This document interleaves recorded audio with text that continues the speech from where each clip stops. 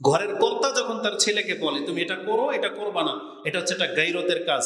কিন্তু যেই পিতা তার ছেলেকে উন্মুক্ত ছেড়ে দিয়েছে, সে নেশা করলেই কি, চুরি করলেই কি, সে কোনো প্রতিবাদ করে না, তার মানে এটা গায়রতের কাজ নয়। তাহলে আল মানউ এটা থাকতে হবে।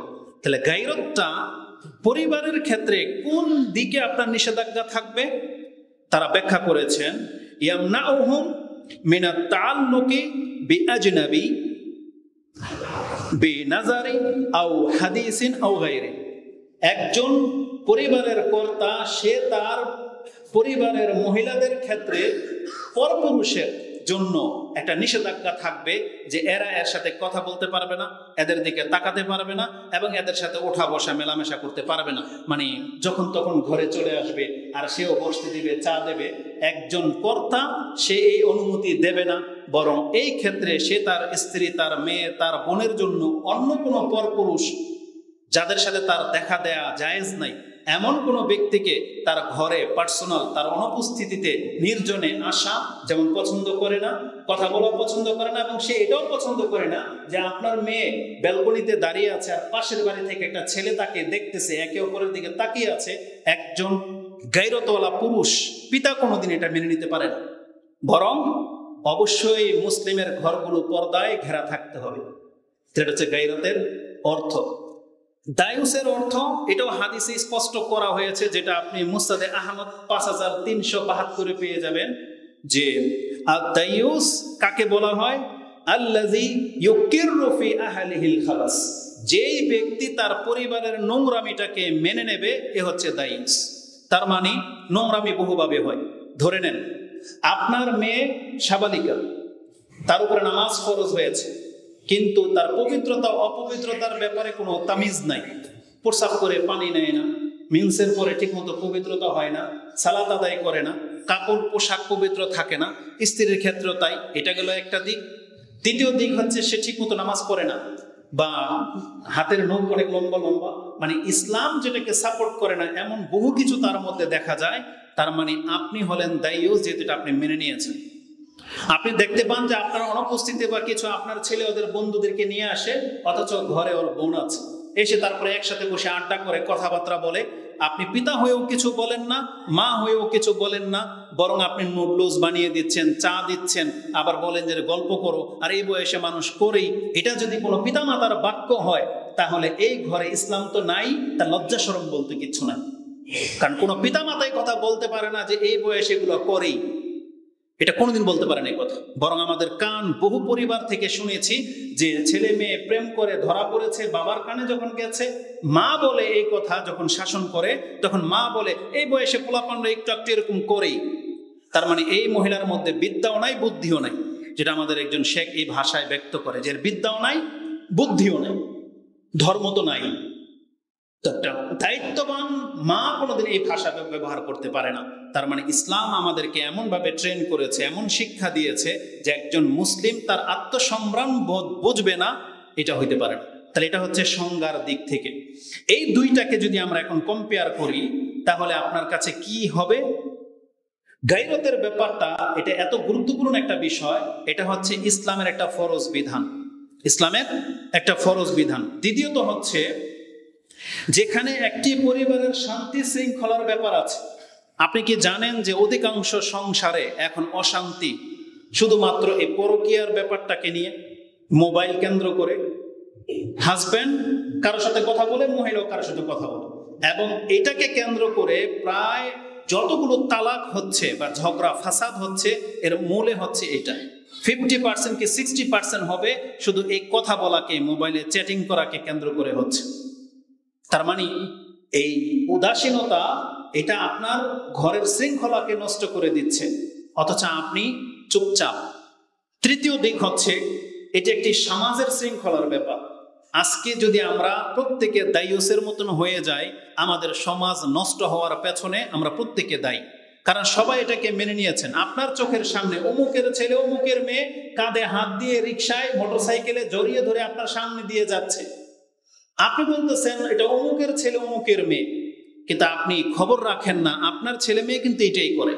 কিন্তু সবাই যখন সবারটা মেনে নিয়েছেন তখন সমাজ এটাকে আম হয়ে গেছে। কিন্তু একটা সময় ছিল যে সমাজের কোনো ইয়ং বয়সের ছেলে বা মেয়ে, কোনো বয়োজ্যেষ্ঠ কোনো ব্যক্তির টিচারের সামনে হাত ধরে যাবে, এই সাহসটা পর্যন্ত সমাজে ছিল না। বরং সাহসের কি আছে, তারা নিজে থেকে লজ্জা পেত, ধরতো না, হাত ছেড়ে দিত। কিন্তু আজকে আমাদের যুবক যুবতীরা সেটাকে ড্যাম কেয়ার করে ফেলেছে। আপনার সম্মানের কোনো কদর তো তারা করেই না, বরং এই নির্লজ্জতাটাকে তারা ওপেনলি করার দুঃসাহসিকতা দেখাচ্ছে, যেটা কোনোদিনও হওয়ার ছিল না। তারা ওপেন এখন জেনায় লিপ্ত হয়, মোবাইলে ধারণ করে, আবার সেগুলোকে প্রচার করে দিয়ে সে ইনকামে নেমে গেছে। ঘরের ভিতরে সহবাস করে লজ্জাস্থান দেখিয়ে সে এটাকে প্রচার করে ইনকামের মাধ্যম বানিয়ে নিয়েছে। কিন্তু আমাদের রাষ্ট্র ব্যবস্থা চুপ, মানে এখানে তার কোনো দখলদারি নেই। এমন রাষ্ট্রের নায়ক হওয়া থেকে আপনাকে ডুবে মরে যাওয়া উচিত। যেই হোক না কেন রাষ্ট্রনায়ক, যেই হোক না কেন নেতা, যেই হোক না কেন কাউন্সিলর, এমন দায়িত্বশীল হওয়া থেকে আপনাকে ডুবে মরে যাওয়া উচিত। না হলে জানেন না কিয়ামতের মাঠে এটার রেজাল্টটা কি হবে। যারা প্রশাসনে ডিফেন্সের মধ্যে রয়েছে তারা যে কাল কিয়ামতের মাঠে কি জবাব দেবে আল্লাহর কাছে, যেহেতু এরা মুসলিম, কি জবাব দেবে এটা আপনি স্টাডি করলে বুঝতে পারবেন। কিন্তু তারা এটাতে নাক গালায় না, তারা এটাকে মানে খেলতামশা বা খাম খেয়ালির ছলে নিয়েছে। বরং একটা রাষ্ট্রের ডিফেন্সের বহু দায়িত্ব থাকে, একটা রাষ্ট্রের নায়কের বহু দায়িত্ব থাকে। এই মুসলিম সমাজের মধ্যে যিনি রাষ্ট্রের নায়ক হবে আর তিনি ইসলামের কোনো কদর করবে না, কিয়ামতের মাঠে এটা তার জন্য খুব বড় লাঞ্ছনার কারণ হবে। এবং এটা শুধু রাষ্ট্রনায়কের না, বরং আমাদের প্রত্যেকটা কর্তা। আপনি ঘরের কর্তা হয়েছেন, ইনকাম আপনার হাতে, আপনার পরিবার, অথচ আপনি খোঁজ নেন না যে আপনার মেয়ে টিকটক করে, আপনার ছেলে টিকটকের নামে ফাহেসা ছড়াচ্ছে, নেশা ছড়াচ্ছে। আপনাকে কাল কিয়ামতের দিন কিন্তু ছাড়া হবে না। আর রাসূলুল্লাহ সাল্লাল্লাহু আলাইহি ওয়াসাল্লাম কি বলেছেন, কুল্লুকুম রাঈন, তোমরা প্রত্যেকে রাখা, মানে প্রত্যেকে দায়িত্বশীল। অকুল্লুকুম রাঈন ওয়াকুল্লুকুম মাসউলুন আন রাইয়াতিহি, আর প্রত্যেকে প্রত্যেকের দায়িত্ব বোধ সম্পর্কে কাল কিয়ামতের মাঠে জিজ্ঞাসিত হবে, কাউকে ছাড়া হবে না। তো যেই বিষয়টার সাথে এতগুলো বিষয় জড়িত, আর আমি আর আপনি মুসলিম হওয়া সত্ত্বে উদাসীন থেকে যাব আর এর ব্যাপারে কোনো পদক্ষেপ নেবেন না, না, এটা হইতে পারে না। আসুন আমি আপনাকে দেখাই এই দায়িত্ববোধ সম্পর্কে বা উদাসীনতা কাটানোর জন্য বা গায়রত হওয়ার জন্য আল্লাহ সুবহানাহু ওয়া তাআলা এটাকে কত গুরুত্বের সাথে পেশ করেছেন। আমরা যেন বেগায়রত না হয়ে যাই, এর জন্য আমাদেরকে কত কঠিনভাবে ধমক দেওয়া হয়েছে, সেই বিষয় সম্পর্কে আমি আপনার কাছে একটু আপনাকে তালকিন করি। ইসলামে আপনি দেখতে পাবেন যে শুধু আত্মসম্মানটাকে টিকিয়ে রাখার জন্য ইসলাম কি করেছে দেখেন তো। মহিলাদেরকে বলেছে তোমরা পর্দা করো, এবং নাকি সুরে কোনো পুরুষের সাথে কথা বলবা না, একা কোনোদিন সফর করবা না, এটা মহিলাদেরকে বলা হয়েছে। পুরুষদেরকে বলা হয়েছে তোমরা চক্ষু সবসময় নিচের দিকে রাখবে, তোমরা নির্জনতায় কোনো মহিলার সাথে কথা বলবে না, একই ঘরে নির্জনতা অবলম্বন করবে না, কারণ তোমাদের তৃতীয় জন সেখানে শয়তান উপস্থিত থাকে। তাহলে ইসলাম আমাদেরকে এইভাবে প্রোটেক্ট দিয়েছে। তারপরে রাসূলুল্লাহ সাল্লাল্লাহু আলাইহি ওয়াসাল্লাম বলেছেন উকি মারা নিষেধ কারো ঘরে, কারো পার্সোনাল ঘরে, বাড়ির দিকে আপনি তীক্ষ্ণ দৃষ্টি দিবেন, উকি মারবেন, এটা ইসলামে জায়েজ নেই। এবং অন্যের ঘরে হুট করে ঢোকা পর্যন্ত ইসলামে জায়েজ করেনি। কোরআন এই সম্পর্কে আয়াত আছে, প্রত্যেকটার বিধান আপনি কোরআন হাদিস থেকে পাবেন এবং আপনি এটা জানেন। ইসলামের এই বিধানগুলো কোন ব্যক্তি আছে যে জানেন না? সবাই আমরা জানি, কিন্তু প্রয়োগ নাই। কোরআনে আল্লাহ সুবহানাহু ওয়া তাআলা এই কথা বলে নাই, যেটা একটা আয়াত আপনি পেয়ে যাবেন সূরা নূর 24 নম্বর সূরার 27 নম্বর আয়াতে আল্লাহ সুবহানাহু ওয়া তাআলা বলেছেন, ইয়া আইয়ুহাল্লাযীনা আমানু, হে ঈমানদাররা, লা তাদখুলু বুয়ুতান গায়রা বুয়ুতিকুম হাত্তা তাস্তানিসু ওয়া তুসাল্লিমু আলা আহলিহা। হে ঈমানদাররা, তোমরা অন্যের ঘরে প্রবেশ করবে না যতক্ষণ পর্যন্ত তোমরা অনুমতি না নিয়ে নিচ্ছ এবং তাদেরকে সালাম না বলছো। তার মানে আপনি সালাম দিবেন, অনুমতি নেবেন, সে চাইলে আপনি ঢুকতে পারবেন না, ঢুকতে পারবেন না। এই বিধানগুলো কেন করা হয়েছে? যাতে আপনার আত্মসম্মান ঠিক থাকে, লজ্জাস্থান যেন ঠিক থাকে, এটা যেন প্রকাশ না পেয়ে যায়। এবং আমাদেরকে সন্তানদেরকে বলা হয়েছে যেটা বিশ্রামের সময়, এশার পর এবং দুপুরের পর, যখন কাপড় খুলে রাখার সময়, কোরআনে আল্লাহ এইভাবে বলেছেন, যখন কাপড় খুলে রাখার সময় তোমরা তোমাদের ঘরে ঢুকবে না অনুমতি ছাড়া। তার মানে যেই ঘরটাতে বাপ মা থাকে, যেই ঘরে ভাই আছে বা যেই ঘরে বোন আছে, এই ঘরে বোন ভাইয়ের ঘরে ঢুকতে পারবে না, বাপ মার ঘরে ঢুকতে পারবে না দুপুরের পর বা এশার পরে সংকেত ছাড়া। হুট করে আপনি ঢুকে যাবেন ঘরে, এটা জায়েজ করা হয়নি। যদিও আপনি বাপ ভাই পিতা মাতা একই পরিবারের লোক, কিন্তু একজনের পার্সোনাল ঘরে আপনি হুট করে ঢুকে যাবেন, ইসলামে আদব শিক্ষা দেওয়া হয়নি। তাহলে আত্মসম্মানটাকে ইসলাম কতটা গুরুত্বের সাথে আমাদের কাছে পেশ করেছে। কিন্তু মুসলিম জাতি কোরআন হাদিস চর্চা তো করা হয়, কিন্তু এগুলো তার কান দিয়ে অন্তর পর্যন্ত ঢুকছে না, এমনটা হতে পারে না। তাহলে আল্লাহ সুবহানাহু ওয়া তাআলা আমাদেরকে খুব কঠিনভাবে এই বিষয়টাকে নিতে বলেছেন, যাতে করে আমরা আমাদের সুশৃঙ্খল একটা সমাজ পেতে পারি। এবার আসুন, এই আত্মসম্মান বোধ, গায়রত কে দেখাবে? এটা কার মধ্যে থাকতে হবে? এটা কি শুধু পুরুষের কাজ? বরং আপনি জেনে নেন, গায়রত, আত্মসম্মান বোধ, এই মর্যাদা বোধ, এটা প্রত্যেকটা মুসলিমের থাকতে হবে। আপন জায়গায় যেমন একজন কর্তার গায়রত থাকতে হবে, তেমনি একটা মহিলারও গায়রত থাকতে হবে। এমনকি একটা বাচ্চার, একটা ইয়ং বয়সের একটা ভাই যে বোন, তারও গায়রত থাকতে হবে। গায়রতহীন পশুর সমান। পশুর কাছে লজ্জাস্থানের কোনো মূল্য নাই, কিন্তু আমাদের মানুষ হিসেবে এবং মুসলিম হিসেবে কিন্তু আমাদের লজ্জাস্থানে মূল্যায়ন করা হয়েছে, অনেক মূল্যায়ন করা হয়েছে। এই জন্য কোনো মেয়ে মোহরানা ছাড়া বিয়ে বা নিজের ইচ্ছাতে বিয়ে পর্যন্ত বসতে পারবে না তার গার্জিয়ানের অনুমতি ছাড়া। কেন? কারণ সে ইচ্ছা করে যদি স্বেচ্ছায় বিয়ে বসে, তাহলে সে আইডেন্টিফাই করতে পারবে না, সে ক্ষতির সম্মুখীন হয়ে যেতে পারে। সে যেন ক্ষতিগ্রস্ত না হয়, এই জন্য এটা পিতা বা ভাইয়ের কাঁধের মধ্যে চাপিয়ে দেওয়া হয়েছে এবং রাষ্ট্রনায়কের দায়িত্বের উপরে চাপিয়ে দেওয়া হয়েছে। কিন্তু আমরা কেউ কারো সেক্টর থেকে দায়িত্ব পালন করি না। আল্লাহ সুবহানাহু ওয়া তাআলা এই গায়রতের বিষয়টাকে আমাদের উপরে এমন ভাবে চাপিয়ে দিয়েছেন, যেটা প্রত্যেকটা মহিলা, পুরুষ যেমন, মহিলাকেও সে গায়রত রাখতে হবে। একটা আয়াত আপনাকে স্মরণ করিয়ে দিই, সূরা আল মুমতাহানা, এটা হচ্ছে 60 নম্বর সূরা, তার 12 নম্বর আয়াতটি যখন নাজিল হয়, বা তার পরের ঘটনা, রাসূল সাল্লাল্লাহু আলাইহি ওয়াসাল্লাম যখন নারীদের কাছ থেকে বায়াত নিতেন, বিশেষ করে মক্কা বিজয়ের পরে যে বড় বায়াত গ্রহণ করা হয়েছিল নারীদের একটা টিমের কাছ থেকে, তখন এই আয়াত নাজিল হয়েছিল, বা তার পরের ঘটনা এটা, যে আল্লাহ সুবহানাহু ওয়া তাআলা বলেছেন, ইয়া আইয়ুহান নাবিয়্যু ইযা জাআকাল মুমিনাতু ইউবাইয়ুনাকা আলা আল্লা ইউশরিকনা বিল্লাহি শাইআ। আপনার কাছে যখন মুমিন নারীরা এসে এই অঙ্গীকার গ্রহণ করবে যে আমরা আল্লাহর সাথে শিরিক করব না, আমরা মুসলিম হয়েছি, আমরা আল্লাহর সাথে আর শিরিক করব না, ওয়ালা ইয়াসরিকনা ওয়ালা ইয়াজনিন, আমরা চুরি করব না, আমরা জিনা করব না। আল্লাহ বলেছেন তারা এটা বায়াত করবে যে তারা শিরিক করবে না, ওয়ালা ইয়াসরিকনা, চুরি করবে না, ওয়ালা ইয়াজনিনা, ওয়ালা ইয়াকতুলনা আওলাদাহুন্না, আওলাদাহুন্না, এবং ওয়ালা ইয়াতিনা বিবুহতানিন ইফতারিনাহু বাইনা আইদিহিন্না ওয়া আরজুলিহিন্না ওয়ালা ইয়াসিনাকা ফি মারুফ। তারা নিজেরা কোন রকমের বদনাম রটাবে না, কাল্পনিক ঘটনা বানিয়ে কাউকে অপদস্থ করবে না, এবং ন্যায়সঙ্গত কোনো একটা সুন্নাহকেও তারা ছাড়বে না। মানে রাসূল তাদেরকে যা আদেশ করবে তারা সব মেনে নেবে। যদি তারা এই কথাগুলোকে মেনে নেয়, তাহলে আপনি তাদের বায়াত গ্রহণ করেন, তাদের জন্য ক্ষমা প্রার্থনা করেন, আল্লাহ তাদের অতীতের যে পাপ সব মাফ হয়ে যাবে। যদি কোনো মুশরিক মহিলা, হিন্দু, খ্রিস্টান, বৌদ্ধ বা বেনামাজি কোনো মহিলা যদি এসে এটা ওয়াদা করে যে আমি আল্লাহর সাথে শিরিক করব না, আমি চুরি করব না, আমি জিনা করব না, আল্লাহ তার অতীতের সমস্ত পাপকে মাফ করে দিবেন। রাসূল যখন এই বায়াত গ্রহণ করছিলেন, তখন একটা মজার ঘটনা, বা কত সেন্সিটিভ একটা ঘটনা আপনি শুনেন। আজকে আমরা আমাদের মুসলিম মহিলাদেরকে বলতেছি গায়রতমান হওয়ার জন্য, অথচ আপনি আশ্চর্য হয়ে যাবেন, এটা এমন কি ব্যাপার একজন মুসলিমের জন্য যে তার সম্মানের খেয়াল করবে না? যেখানে একজন মুশরিকা মহিলা, মক্কার মুশরিকা মহিলা, তার মধ্যে কতটা আত্মসম্মান বোধ থাকে, কতটা আত্মসম্মান বোধ মক্কার মুশরিক মহিলাদের মধ্যেও ছিল, অথচ তাদের মধ্যে পাপ সয়লাভ।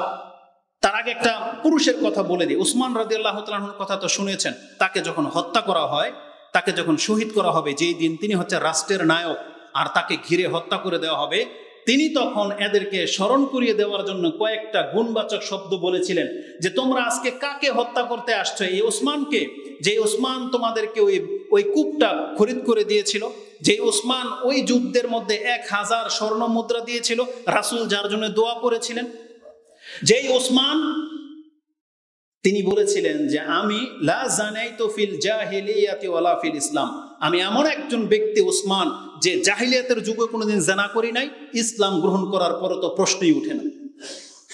এটা আমাদের কয়জন পুরুষ বলতে পারবে এরকম? সুবহানাল্লাহ। অথচ তারা মুশরিক ছিল, বলতেছে লা জানাইতু ফিল জাহিলিয়া, আমি জাহিলিয়াতের যুগে কোনোদিন জানা করিনি, ওয়ালা ফিল ইসলাম, আর ইসলামের যুগেও না। অথচ তাদের কাছে ইসলাম আগে ছিল না, তারপরও তারা জানায় লিপ্ত হয়নি। ঠিক তেমনি একজন মক্কার একজন মহিলার কথা শুনেন, তিনি সাধারণ কোনো মহিলা না, তার মতন মহিলা পুরো পৃথিবীতে একজন নাই।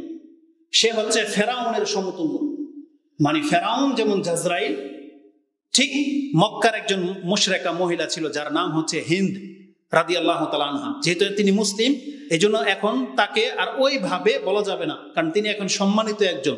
কিন্তু তিনি যখন মুশরিকা ছিলেন, কত মারাত্মক ছিলেন। উহুদের যুদ্ধে হামজা রাদিয়াল্লাহু তাআলা আনহু লাশকে দ্বিখণ্ডিত করা হয়েছে, কলিজা ফেরে ফেলা হয়েছে, কলিজাটাকে বের করে তার কাছে এনে দেওয়া হয়েছে। সে রাগে সে কলিজাটাকে কামড়িয়েছে, কিন্তু গিলে নাই, ঘৃণায় গিলে নাই, কিন্তু কামড়িয়েছে। এত রাগ ছিল মুসলিমদের প্রতি তার। এবং তিনি বলেছিলেন, এই জমিনে যদি কোনো ঘর লাঞ্ছিত হওয়া আমি পছন্দ করি, তাহলে রাসূল ইসলামের ঘরের দিকে ইঙ্গিত করে দিত যে এই ঘরটাকে আমি লাঞ্ছিত হওয়া পছন্দ করি। এতটা বদ ছিল তিনি মুশরিক অবস্থায়। তিনি যখন ইসলাম গ্রহণ করার জন্য আসছেন, যখন আল্লাহ তার অন্তরে ইসলাম ঢেলে দিয়েছেন, সেই দিনের ঘটনা। তিনি ঘোমটা দিয়ে আসছেন যাতে রাসূল তাকে চিনতে না পারে, কারণ এত খারাপ কাজ করেছে, রাসূল হয়তো তার সাথে কথাই বলবে না। কিন্তু সম্পর্কে কি জানেন? এটা আবু সুফিয়ান রাদিয়াল্লাহু তাআলার স্ত্রী, মানে রাসূলুল্লাহ সাল্লাল্লাহু আলাইহি ওয়াসাল্লামের শাশুড়ি, মানে আবু সুফিয়ান রাদিয়াল্লাহু তাআলার স্ত্রী হচ্ছে হিন্দ, এটা হচ্ছে রাসূল ইসলামের সম্পর্কের শাশুড়ি। কারণ উম্মে হাবিবা হচ্ছে তার কন্যা। রাসূলুল্লাহ সাল্লাল্লাহু আলাইহি ওয়াসাল্লামের কাছে যখন আসছে ঘোমটা দিয়ে, তখন রাসূল বায়াত পরাচ্ছিলেন। তখন এক পর্যায়ে রাসূল বলেছেন মহিলাদেরকে, তোমরা আল্লাহর সাথে শিরিক করতে পারবে না। তখন তিনি জবাব দিয়েছিলেন, হ্যাঁ এটা তো বাস্তব, যেখানে পুরুষদেরকে শিরিক করতে নিষেধ করা হয়েছে, তাহলে একজন মহিলা কিভাবে শিরিক করবে, এটা তো হওয়ারই। তারপরে রাসূল সাল্লাল্লাহু বলেছেন, ওয়ালা ইয়াসরিকনা, তোমরা চুরি করতে পারবে না। তখন এই হিন্দ বলতেছে, আমি আবু সুফিয়ানের পকেট থেকে আমার প্রয়োজনীয় টাকা নিয়ে যাই, আমি আশা করি এটা আমার জন্য জায়েজ। তার মানে যেহেতু স্ত্রী, আবু সুফিয়ানও তখন সেখানে ছিলেন, বলেছেন, যাও তুমি এই যাবত আমার কাছ থেকে যত টাকা নিয়েছো তোমার জন্য সব হালাল। এই কথা শুনে রাসূল হেসে দিয়েছেন। তখন চিনে গেছেন এটা হিন্দ। তখন বলছে, আনতা হিন্দ, তুমি হিন্দ? তখন বলছে, ইয়া রাসূলুল্লাহ, জি। তখন এই হিন্দা বলতেছে, ফাকালা আফাল্লাহু আম্মা সালাফ, ইয়া রাসূলুল্লাহ, আল্লাহ তো বলেছেন যে অতীতের পাপ মাফ। তার মানে নিজের সাফাই তিনি গিয়ে নিলেন যে আমার উপর রাগ হয়েন না, আমি যা হয়েছে তো হয়েছে, আল্লাহ আপনি তো বলেন যে আল্লাহ নিজেই বলেছেন অতীতের পাপ মাফ। রাসূল কিচ্ছু বলেনি, হেসে নিয়েছেন এবং চিনে নিয়েছেন। তারপরে তাকে বায়াত পড়ালেন। যখন রাসূল বলেছেন ওয়ালা ইয়াজনিন, তোমরা জেনা করতে পারবে না, তখন শুনেন একজন মুশরিকা মহিলা কি বলে, ইয়া রাসূলুল্লাহ, ও হাল তাজনিল হুর, একটা স্বাধীন মহিলাও কি জেনা করতে পারে? একটু আগে তিনি কি ছিলেন? মুশরিক, মক্কার মুশরিক মহিলা। তিনি বলতেছেন একটা স্বাধীন মহিলাও কি জেনা করতে পারে? ইয়া রাসূলুল্লাহ, এই বায়াত আমাদের কাছ থেকে নেয়ার কি দরকার? কারণ আমাদের মতন মহিলাও কি জেনা করতে পারে? তার মানে হুর মানে বোঝেন, এটা হচ্ছে স্বাধীন। স্বাধীন মানে আমাদের পৃথিবীর সমস্ত মহিলাই কিন্তু এখন স্বাধীন। এই যারা পতিতালয়ে চাকরি করে বা পতিতালয় বানিয়ে নিয়েছে, এরা কিন্তু স্বাধীন মহিলা। অথচ মুসলিম মহিলা, বাংলাদেশের মুসলিম মহিলা পতিতালয় খুলে বসে আছে। অথচ একজন মুশরিক মহিলা বলতেছে, হাল তাজনি আল হুর, স্বাধীন মহিলা আবার জেনা করতে পারে। তার মানে মক্কার মুশরিকদের মধ্যে ধারণা ছিল জেনা কারা করে? যারা কৃতদাসী, তাদেরকে দিয়ে এইসব ব্যবসা করানো হয়। কিন্তু একটা স্বাধীন মহিলা, যাকে আল্লাহ বাপমার ঘরে জন্ম দিয়েছেন, স্বাধীন করে লালন পালন করেছেন, সুন্দর করেছেন, সম্ভ্রান্ত করেছেন, এই ধরনের মহিলাও জেনা করতে পারে। আমরা যদি তার এই ভঙ্গিমাটা আজকে আমাদের সমাজের মহিলাদের উপরে ফিট করে দিই, তাহলে আমার কাছে আশ্চর্য হয়, স্কুল কলেজের ভার্সিটির মহিলাও জেনা করতে পারে।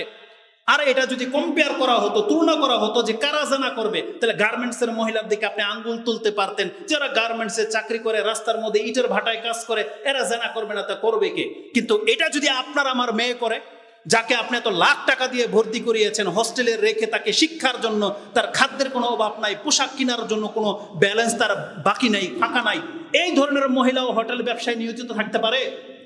এটা আমরা বলতে পারি।